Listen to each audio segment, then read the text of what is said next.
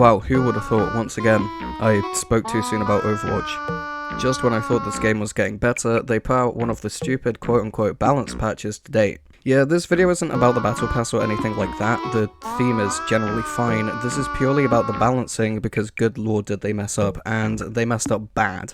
I mean, there's some things they changed that were really good, like Lucio being less likely to Ajax now that his ult activates faster when it's been cast in the air. By faster I mean faster than it used to be whilst airborne, not faster casting it when grounded. I'll get into it in a minute, but first I'm going to ask you to subscribe, as I want to keep making content like this that isn't only entertaining, but informative too. We're nearing that 1k sub milestone, and I'd greatly appreciate it if we could reach it by the end of the year. Now, let's dissect where they messed up in Season 14.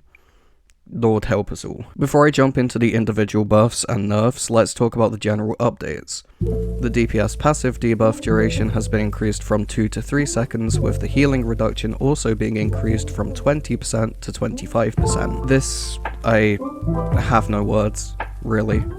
It's a bit of a double-edged sword. It's really good against tanks because it means their survivability is generally a lot lower, as they're less likely to receive the armor part of their health again once it's been depleted. But for everyone else, it's absolutely miserable.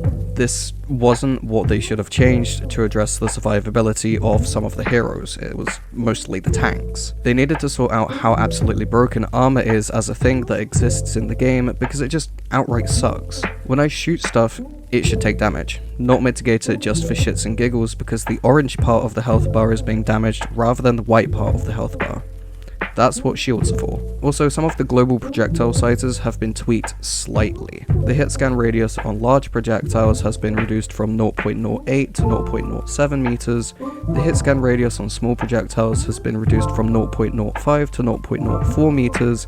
And the projectile radius on large projectiles has been reduced from 0.15 to 0.12 meters. This isn't anything too bad, it just means compared to last season it's a bit harder to hit your shots and you have to be slightly more precise. Moving on to tanks, I'm not going to go too in-depth because a lot has changed, so I'm just going to talk about the more notable ones. I'll put the patch notes in the description so you can have a read through of the full thing in your own time. The only good change they made was nerfing Malga's health, turning his armor from 200 to 150 and his health from 375 to 425, making it slightly easier to kill him now because he has less armor. His total health is the same, but that armor difference is going to be massive. Unfortunately, that's where the good stops, because Orisa got buffed again.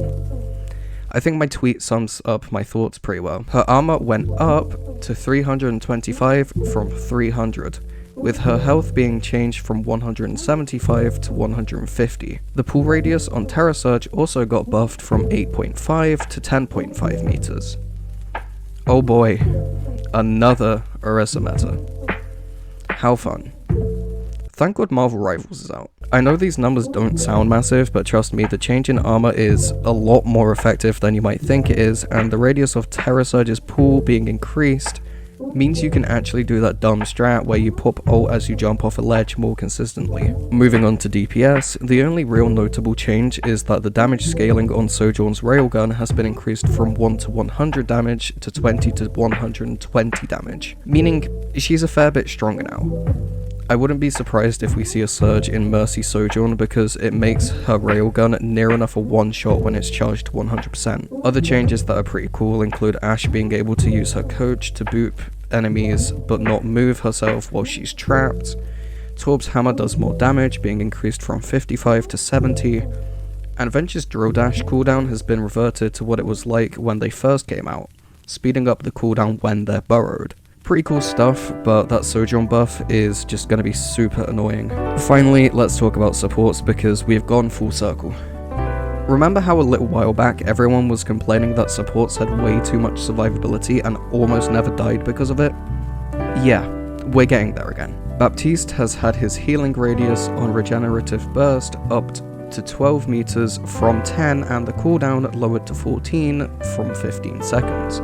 Which doesn't sound like a lot, but trust me, every second counts. This was a completely pointless change because, I mean, I don't have to spell it out for you. Interestingly enough, Brig's healing got quote-unquote nerfed. I say quote unquote nerfed because the healing output hasn't changed, it's just that Inspire lasts for 4 seconds now rather than 5. But it really doesn't matter too much if you're constantly triggering Inspire, which you usually are. The only other support changes are that the radius of Illari's ult has been upped from 8 meters to 10, okay. And Lucio's crossfade self-healing has been buffed, and as I said towards the start of the video, his ult now activates faster when popped mid-air because you fall faster, making you less likely to Ajax. This might honestly be a Lucio Mafia season. He's gonna be nuts on the dive, especially when played with that Frogger playstyle. Your healing is up, so do with that what you will. But that just about does it for this video. I really don't know what to say about Overwatch at the minute because it just feels like we're back at square one with this power creep and unnecessary changes to heroes that didn't really need them. You know that Germa clip from when he was playing U-Star or whatever it was called?